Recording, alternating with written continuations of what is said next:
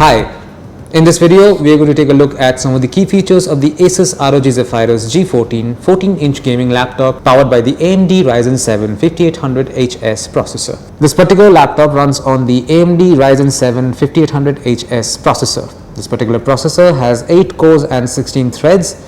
It has a base speed of 2.9 GHz and a max speed of 4.2 GHz. This laptop runs on 16GB DDR4 RAM and has 1TB of NVMe PCIe SSD storage. The Zephyrus G14 has a 14-inch FHD anti-glare display which sports a pixel resolution of 1920 by 1080 and a peak brightness of 300 nits. The display also supports a refresh rate of 120 Hz. Finally, this particular laptop is powered by the NVIDIA GeForce GTX 1650 Ti graphics card. And those were some of the key features of the ASUS ROG Zephyrus G14 14-inch gaming laptop powered by AMD Ryzen 7 5800HS processor. Thank you for watching.